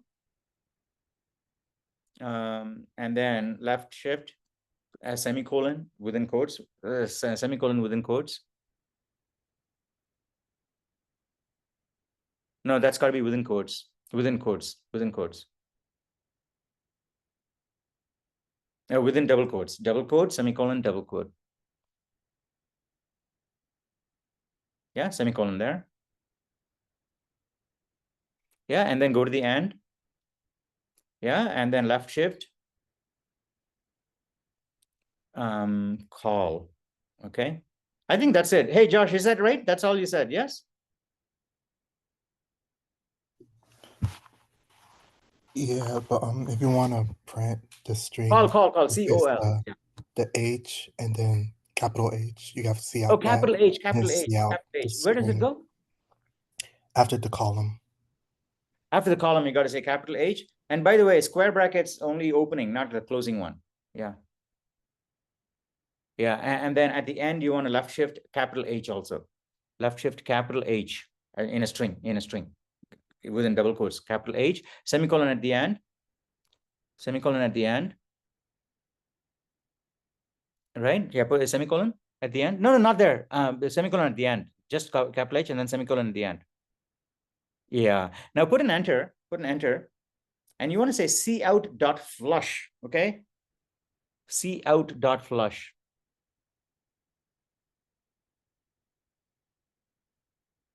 Yeah, flush. F-L-U-S-H. And then open, close. Open, close. Yeah, a semicolon at the end, and put a comment on that line saying, why is this necessary? Research and discuss. Yeah.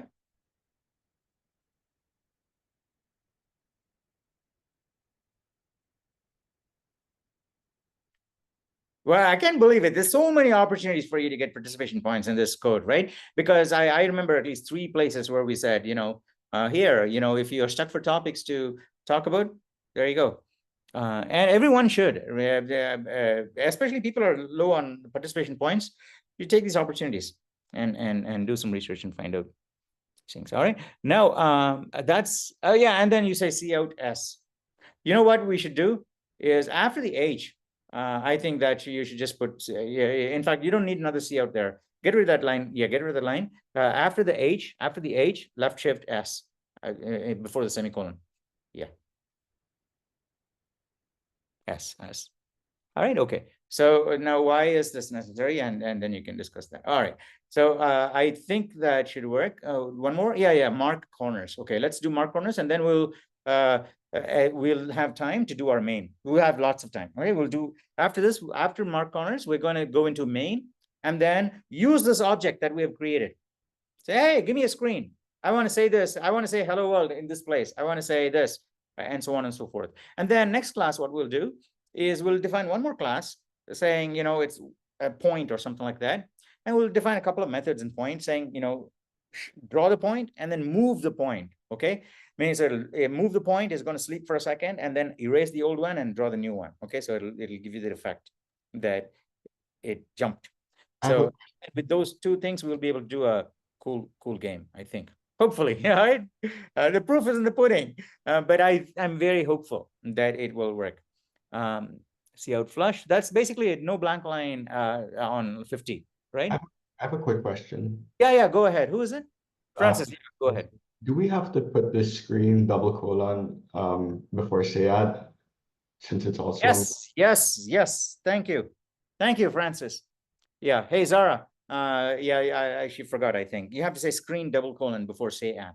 Otherwise, it's just going to be some random method. Yeah. You want to attach that method to the you want to attach the method to the screen class. So put on line 47 before the word say at, say screen double colon. No, before, not after. Just like the previous one. This is how you attach a method to a class, double colon, and then you can get rid of the blank space that you put there after. Thank you, Francis. Okay. And then we have one more method. Okay. And you'll be surprised. All of these methods that we're doing are like 1 or 2 lines. So it's really simple, right? And some of the other ones like get and so on, getters. Did we actually implement the getters? Because they're like simple. You can just 1 line, you can even do them inline. Yeah. All right. Okay. All right. Now, yeah, enter and say void screen double colon mark corners. Okay, so now this is going to put plus signs in all this. Professor, Yeah, I have a question. yeah, go ahead. So why are we writing the code for all of these methods outside of the screen class, even though we define the methods? Yes. So we're doing this outside just to give you an idea of what out of line definition is. Most of the time, in this particular case, I would definitely do it out of line anyway. Any function that is not trivial enough to just be like that, 1 line, like return this object, or or set this value.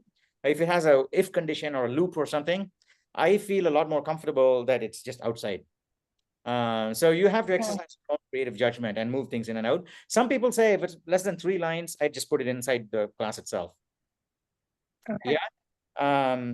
Yeah. So especially Java programmers like to have everything inside. And it'll turn out that, well, later on in CS2B, there'll be places where you have to do this. You're forced to, but now we have a choice. Good question. Talk to Ryan. Yeah, you can totally put these things in the class def too if you want. I think it'll be a great exercise for you guys. So hey, you know what? I got the code that worked, Zara's code, and then I wanted to make some changes. The first thing I wanted to try and do was move all those methods in, take them inside the class inline. Yeah, so you're gonna so you can try those things. Absolutely. Yeah, good question. All right, now say are there any other questions? And yeah, do the mark corners, mark corners, a screen double colon mark corners. Yeah, corners. Yeah, and then open close, and then the body of the method.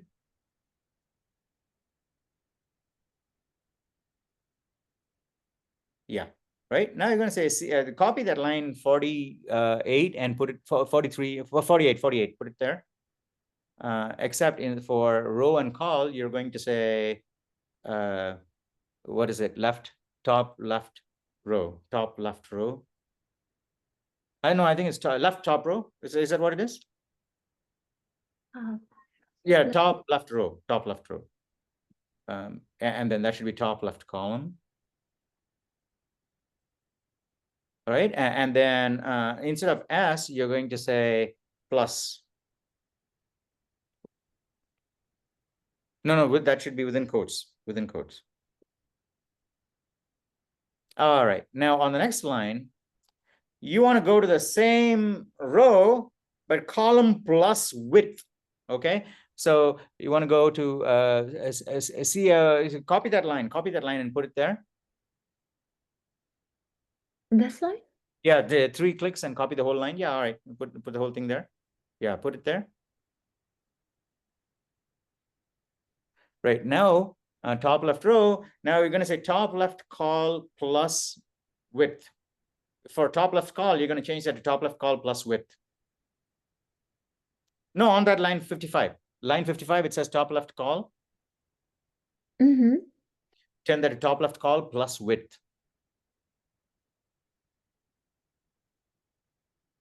Plus width. Yeah. All right. And then, left shift the H2. Right. Now, here is something that we're doing. Again, this is because we haven't done the whole blueprint first. We're looking at this code. As we're cutting the code, we're looking at it and saying, hey, you know what? That cout thing is getting repeated so many times. So how about now I just make a method just is moving, right? And call it from everywhere, because I don't want to keep replicating the code. So we're going to do a method. So go to line go to line 33. No, go to line 31. 30 and hit enter. Go to line 30 and hit enter. Yeah, one more. Yeah, all right. So indent in, and say move to, right? Void void move to, right? Void move to _2, right? And then say row comma call. Was it call comma row comma call, whatever the convention is? Yeah, row comma call. Size t row, size t call.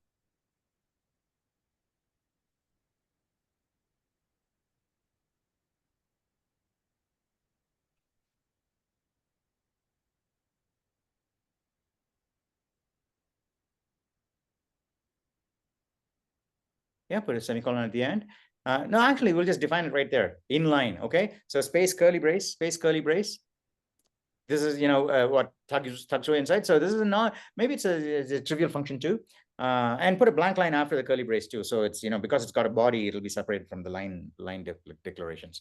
On line 33, put a blank line so that this function body is, no, I meant after the function so that it's separated from the next line.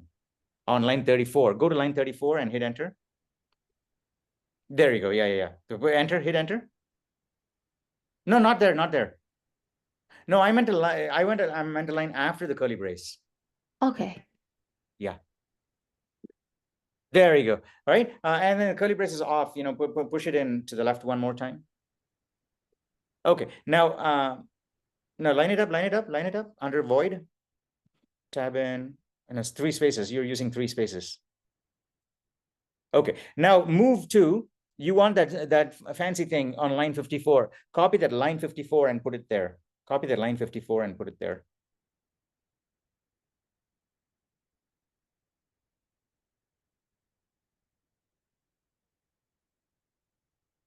Right? Yeah. Well, even a parameter names match. That is really cool. No. It has to be indented in 3 spaces or whatever it is that you're using. Is that right? Okay. Get rid of the blank line above and before. I don't know, it's all weird. You got maybe it's right. Okay. All right. Now you have to do a flush. Okay. On the next line, you got to do a cout.flush. And no s there. No s. Only up to the h. Semicolon. On the next line, do a cout.flush. Okay. And no, not flash. Flush.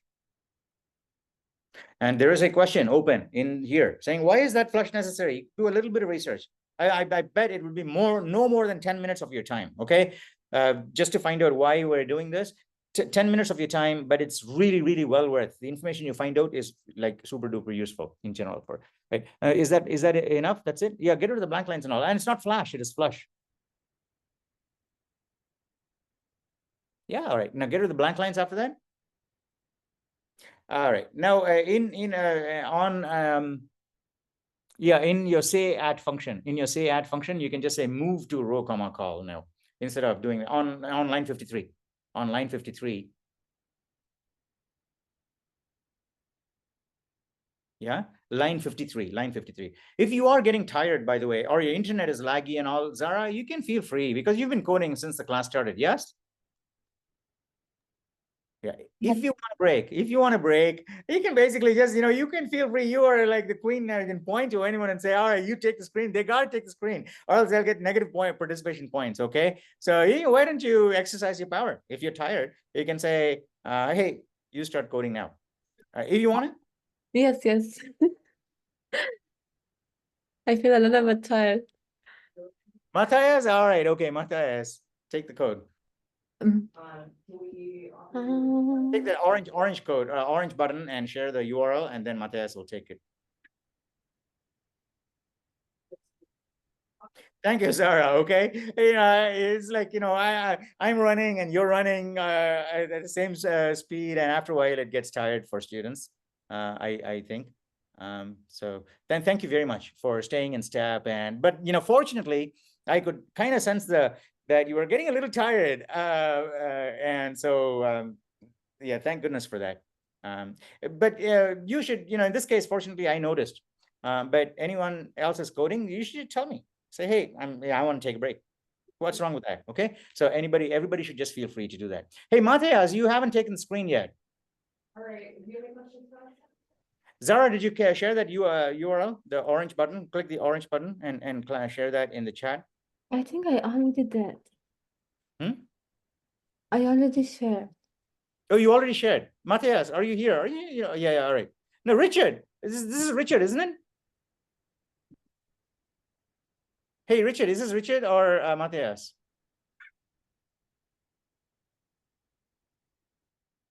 Hey, Matthias, actually, are you paying attention in class at all? Are you watching YouTube or something? I'm paying attention. Oh, all right. So you got to share the screen now, and go to the URL that Zara shared. That photo the picture I just shared was a project I worked on in my last company where it was all text based, just like this. with Oh, was it really different cool? Really colors, cool. different positions, and so that's why I have that H and J and stuff in my head so readily. That is cool. That is cool.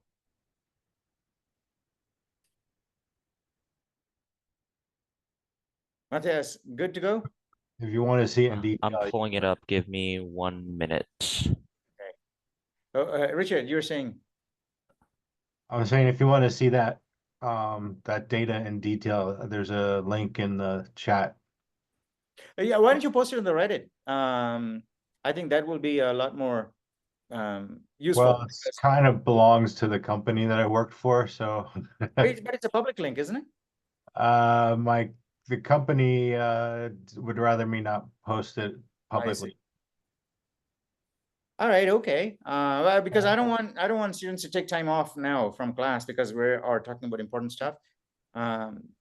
We'll see how it goes, okay? But right now, everybody should pay attention to this thing. But talk to Richard at the end of class, and right, and I think that's great. All right, so Matthias, did you fork this code? Yeah.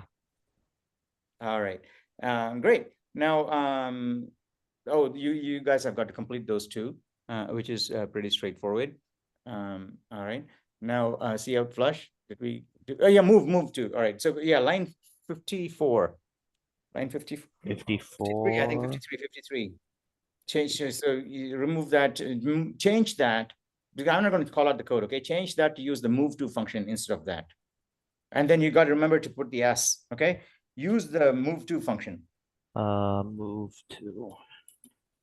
Rewrite this function to use move to instead. Okay.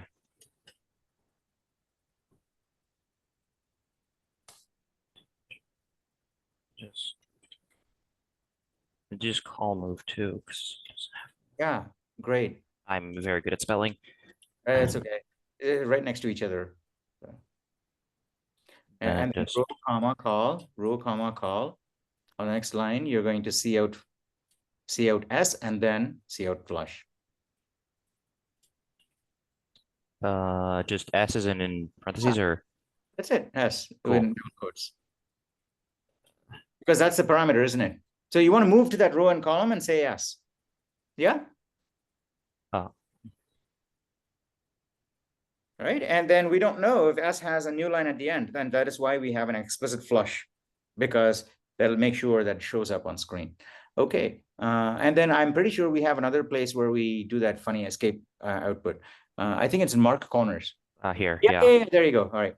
So so the first one should be changed to move to top left row, top left column.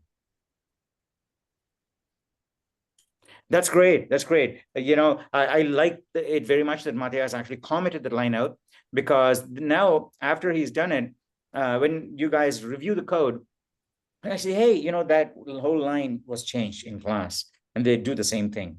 Yeah. So I think it'll make a lot more sense. All right. So you want us to just use these? Yeah, exactly. Top left row.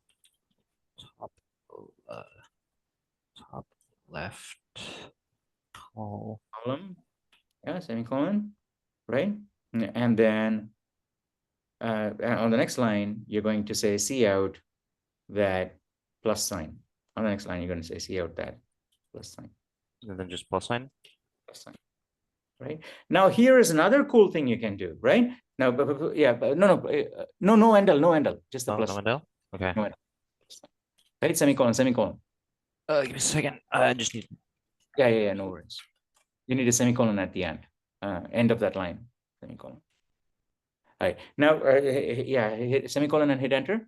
Right, now we'll do it yet another way, which is even cooler, okay? So blank line, and then we'll just comment those two lines out also. Put blank line there. Just blank. Yeah, say underscore at top left row, comma, top left column. In parentheses?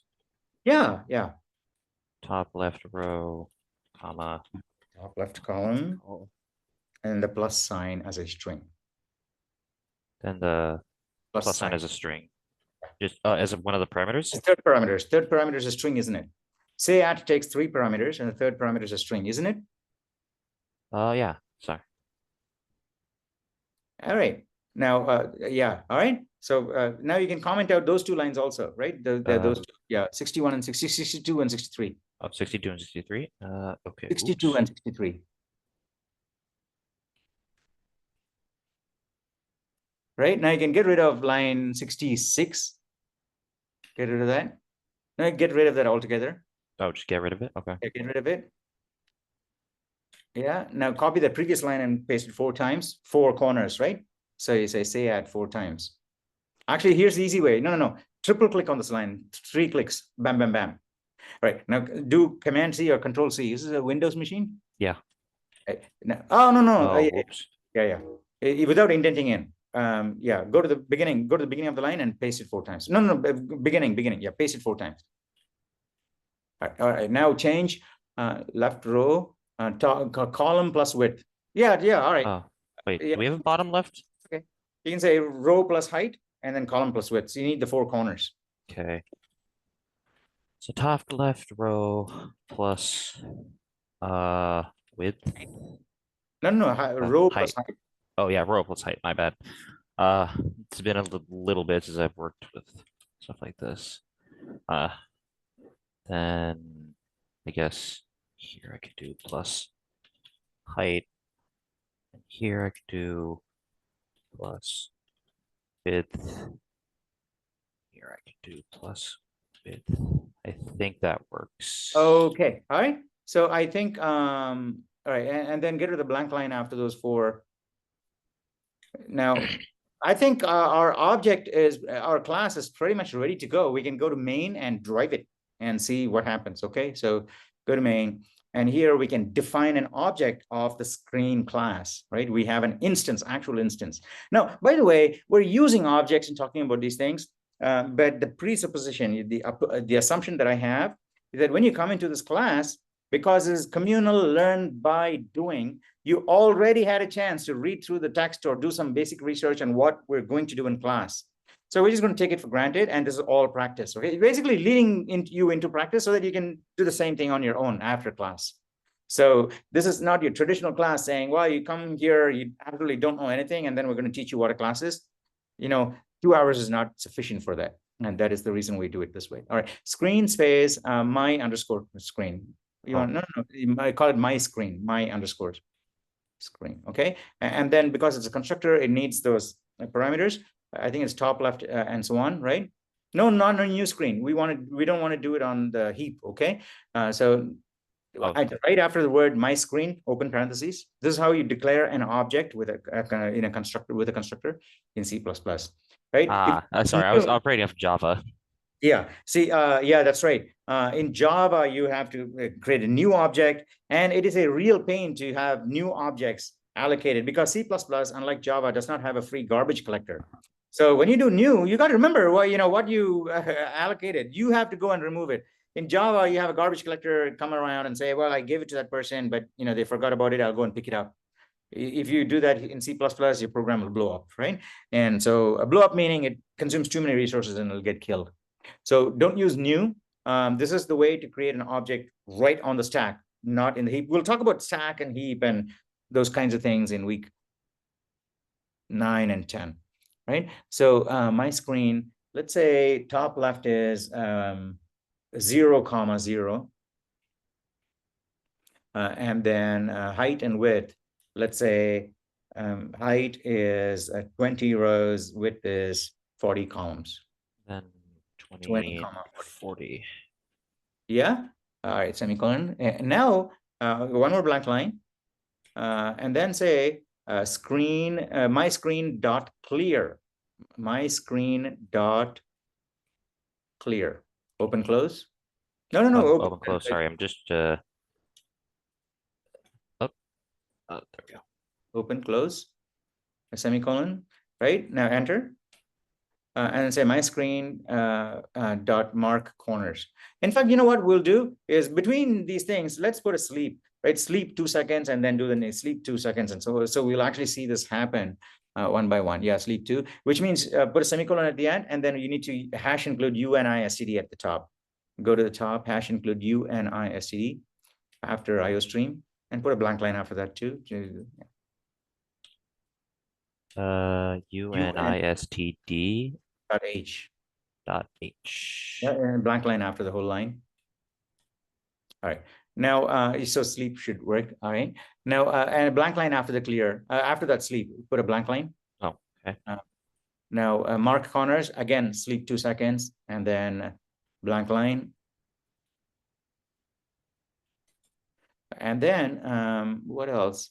Yeah. We can say my screen dot say at 5, 10.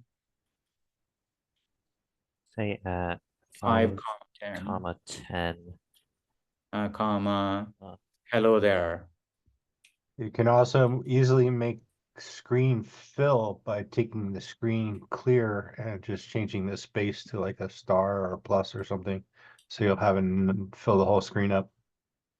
Yeah. So I think Richard is saying instead of a blank space, you can just put some random dot or something, so it actually fills up the whole screen. That actually sounds like a better idea. That sounds like a better idea. So go to that clear part. The clear part? Yeah. No, the definition of clear. Oh, the actual, okay. But yeah, make that string, right? So that string here. Yeah, instead of blanks, instead of width, comma, put a dot there. Put a dot. Or you can just duplicate it and make 2 functions, 2 methods, and you have one for clear and one for fill. Oh, you want to have a clear and then also a fill? That was my idea, but if you don't have... no, that's a great idea. Hey, let's do this. Okay, copy that clear and copy that whole thing one more time. Oh, just the entire thing. Yeah, okay. That thing, yeah. And say, fill. And change the name of the function to fill. And then it takes a character C as a parameter. It takes a character C as a parameter. See, and then where you say string, change that from blanks to string line. And then, instead of that, it's going to be C. Instead of that blank line. Yeah, all right, okay.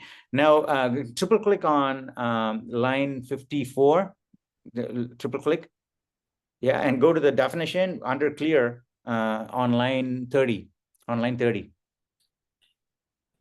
Clear line 30 here. No, I thought, no, line 38, line 38, I'm sorry. I can't see so clearly, line 38 here. Yeah, go to the end and hit enter. No, right under clear, because clear and fill kind of belong. Oh, right under clear, okay. All right, now get rid of the curly brace, semicolon, semicolon, don't forget the semicolon. Oh, yeah, semicolon. Yeah. Then... yeah. And then you want to get rid of the screen double colon also, because it's now inline definition. Fills the screen with the character C. All right, now where we go to do the clear in our main. Void there, void, fill.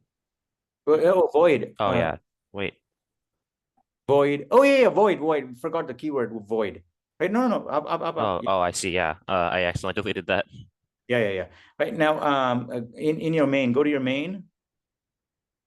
Where you say clear, instead of clear, say fill, and then give it the dot, it's a period. No, not a string, it's a character. Oh, yeah. Proceed. Brackets. Character is within single quotes, a string is within double quotes. All right. Okay, so it's gonna print everything and then it's gonna mark the corners. And then it's gonna go to the someplace on the screen and say hello there. And it's not gonna be here, it's just gonna be at that location. That's all it does. Is there any to do for you guys? I think it's a couple of lines. Why don't you do this? And after that, it should be ready to run. Okay. Oh, it's just getters. Yeah, we're not even using it. But just for the sake of completeness, 2 minutes. How about, what time is it now? 7:45. Okay, well, we're at the end of class. We can actually run it now and it should run. But because it's 7:45, we've got 5 minutes. How about I give you 2 minutes to fill that in? And also, everybody go over the code and make sure you're comfortable. And let me know. 7:47, we'll run the code. Actually, see it running before end of class, okay? Wait. And Matthias will share the link in the Reddit with a brief description. Should these getters be void? Should these getters be void? No, they're not void. Thank you. Who said that, by the way? Me. I was just looking at the getters. change They're that. void. Thank you. No, getters can be void. It's just size yeah. underscore T, I think, right? Yeah. Oh no, they're void. They're void. I'm so sorry. They're void. What? Why are they void? Why are they void? Yeah. Okay. Yeah, Like- make the other one void too. Make the other one void too. Wait, you want them to be void? Yes. Good. Fantastic. All right. Now, put a comment. Put a comment on line 22. Line 22. Go to line 22. This is for your discussion, right? Yeah. Hit enter. Hit enter. Right. Why are they void? Discuss in the forums. This is kind of similar to the time function where you have to put in the null pointer. Yeah. Well, that's it. No more clues, Josh. Hey, by the way, Josh is offering these classes for I hope you're getting enough takers. So please do take advantage of these things. Great. Okay. All right. So how about this? 1 minute. Okay. So just do those getters. And then the discussion of why it's void, you can do that on your own in the Reddit. But 1 minute to fill in this, and then we'll get it to run and actually see this happen. Okay. 1 minute. I'm not in your face. Complete it and call me.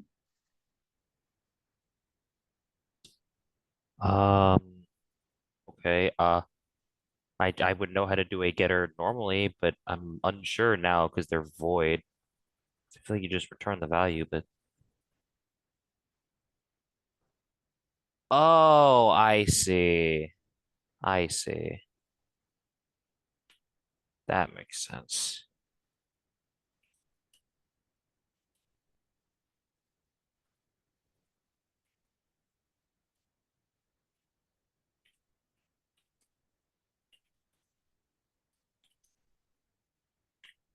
Is it done? Almost. Width equals. Is there?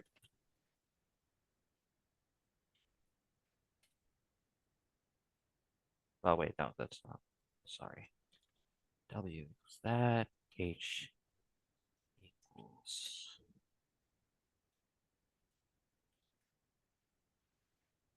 Okay, yeah, they're done, I guess. Great. Okay, we're good. We're good on time. We got 2 more minutes to go. Let's see. Semicolon. Great. So if anybody has any questions about how this is happening, because we're passing by reference. So we're saying here's an empty container. Put the values in here. So our getter is slightly it's an unconventional getter. It's not returning the value. It's filling them into the slots that you give it. Okay, because it's 2. This is how we do it. If there's 1, you can return the object. It's 2. We put it in boxes that are given to you. Right. So it's an unconventional getter. If you run it now, I think it should run. Okay. Or at least we should get some errors. W equals. Oh, I guess this dot doesn't exist.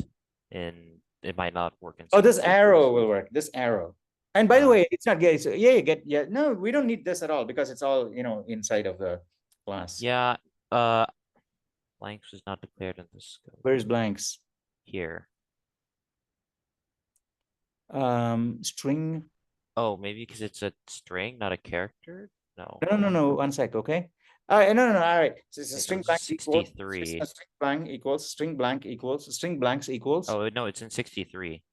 So, yeah, here. Oh, because we changed it to line. It's line. Yeah, we changed it to line. All right, okay. No, but make the even more. Yeah, run it now. Run it now. Something is wrong. But you know what? Oh no, wait a sec. Wait a sec. All right. Yes. So something is fishy. Okay. So we're off by the arithmetic, the counting, and so on and so forth. Now here is this homework for you. Let's not waste time fixing that error on Thursday. Now, if 4 of you manage to fix this error on your own, that's 4 separate posts. You can't say, well, Richard posted the fix here, so I'm not going to do it. No, that's Richard's fix, and here's mine, which is the same, but I came across independently, right? Just because someone did it once, you shouldn't say I'm not going to do it. Okay, so as many of you as possible, try to fix it so that we get the desired effect, which is that rectangular area should have lots and lots of dots, right? Basically, you should see a rectangle of dots. Okay, that should happen. That's what we're trying to do. Yes. So debug it to see why it's not happening. It is, maybe you have to do some test cases. It is great practice for, C++ programming. So please do that. We have run out of time. Otherwise, we can do it in class too. But, it is part of the joy. I don't want to suck it out completely. But we got to a working program, no compiler or build errors. But this part is a logic part. How many lines altogether? 97, not counting the spaces. Yeah, so it's a reasonably short program. You should all be able to read through the program, find out what you don't understand, and make sure it works. Right. So on Thursday, I am hoping that whoever takes a screen will start with a program that is this with the bug fixed. Okay, not that we're going to start this and then debug it in class. I don't want to waste time again on Thursday trying to debug it, especially since debugging is very instructive and you guys should be doing it on your own. Okay, so debug this, share the debug versions, and it'll totally count for your participation point. So how about that? Okay, so in this class we defined a simple object and we tried to create a main that will use the object. And that is the way in which you test your own code. You're going to be creating objects from Quest 6. You're going to be your I'm own. in class. I'm in class. No? Yeah. All right. Okay. So you're going to be creating your own objects, and then you're going to be creating a main of your own, which you won't submit to the questing system, right? In your own, that is your test file, and you'll create a main. You'll create the object. You exercise each of the methods. Make sure it runs in all the corner cases. That's what you're going to be doing for the rest of your programming, right? All the way up to CS2C, and even as you start working and so on and so forth. So this main part is where you're testing your object. So you get in the hang of creating these mains and testing it out. Debug it and post it. I look forward to more of your code like this. Okay, Matthias, you're going to share this, right? With one paragraph. Yeah, you just want me to put it on Reddit, right? Yeah, and also in that paragraph, say there is a bug. Fix the bug and share the fixed version, right? There's a bug. Fix the intended visual and share the fixed version on the forum. Okay, so you can say that in your post. Was this class useful in terms of a gentle introduction to objects? We're going to be playing with more and more with objects. Okay, so this is just the first class. But was this a useful introduction to what objects are in C++ and how you can start using them? And once you start using them, we'll dive more into the theory and how these work and so on and so forth. But I think it's important to do something with it, because our class, we just learn by doing. We do things and then we figure out the details of it. Was this a useful class? Did you guys learn anything that was fun and useful and entertaining? All right. Yeah, Francis, thumbs up. All right. So everybody who found this useful, do a thumbs up. And then I hope to see you guys on Thursday. Okay, Zara and Matthias, thank you so much for coding and sharing this code in the forums. Right? I look forward to seeing the posts and also follow-up discussion of these things. Thank you all so much for your patience, and especially all the people who helped and called out the code and bug fixes from Francis and Richard. These are things that actually make our class fun. Okay, other classes, this is prof talking and students taking notes, no fun at all. But here, it's more of the students are engaging, and I absolutely love it, right?